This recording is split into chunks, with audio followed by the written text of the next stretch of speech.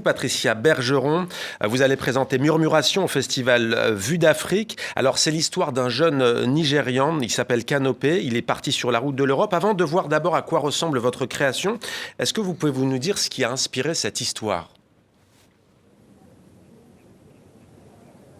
Ce qui a inspiré cette histoire, c'est... En fait, j'étais partie...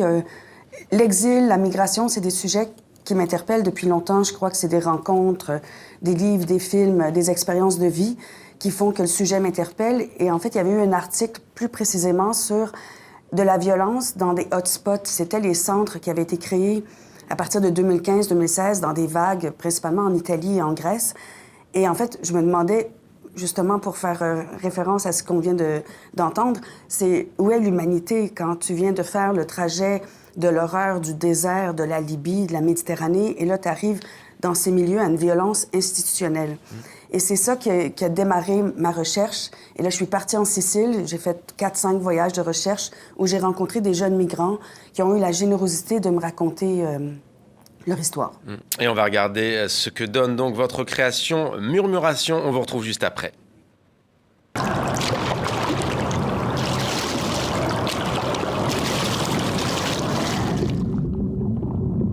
Hé, Kay, par ici.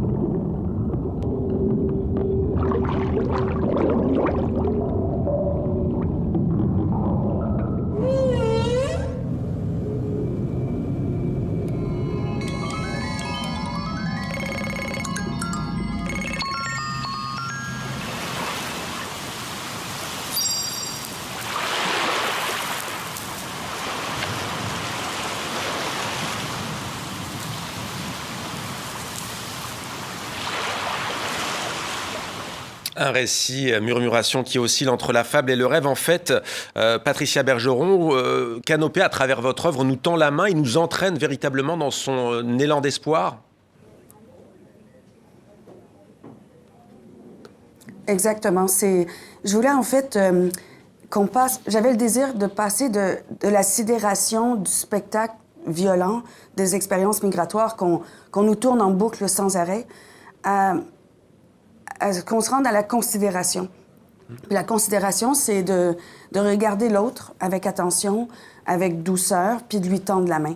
Puis c'est exactement ça, et c'est pourquoi la réalité virtuelle, parce que c'est une fable documentaire en animation, mais dans un casque de réalité virtuelle, c'est une expérience très intime, où justement le personnage nous tend la main, et je voulais qu'on placer le participant, en fait, pas dans la peau d'un migrant, parce que c'est pas possible. On peut pas être dans la peau de quelqu'un d'autre, mais plutôt avec lui. Et ça fait que on peut être que nous dans ce trajet. On accompagne Canopé dans cette fable où les oiseaux et les poissons nous parlent aussi. Alors il y a le poids de l'exil, celui très lourd aussi à porter d'avoir perdu des compagnons qui n'ont pas survécu en Méditerranée. J'allais vous dire en quoi la réalité virtuelle est-elle pertinente. Vous venez de répondre, on ne peut pas se mettre dans la peau d'un migrant, mais l'idée c'est quand même de redonner un visage, une histoire à des personnes qu'on a tendance à voir dans une masse dans les médias, souvent déshumanisées, souvent invisibilisées. Exactement. Puis j'ai rencontré plus de 70 mineurs sur des années de recherche. Puis en fait, la narration, ce sont leurs mots. En fait, Canopé, il est une addition de tous ces gens, de toutes ces histoires. Et la beauté, je pense, aussi du projet, c'est que comme j'étais là, puis j'ai développé des liens avec les jeunes, puis en fait, je leur ai demandé de faire la narration. Donc, on est allé dans un studio à Catania, en Sicile, où d'habitude, ils enregistrent du heavy metal et la grosse musique rock. Et on a été enregistrer ces voix en français, en anglais et en italien. Allez, juste un mot pour finir avec votre projet. Pourquoi ce titre, Murmuration ? Bonne question, merci. Murmuration, en fait, c'est l'élan de... Quand on voit comme une masse d'oiseaux dans le ciel, la chorégraphie de ça.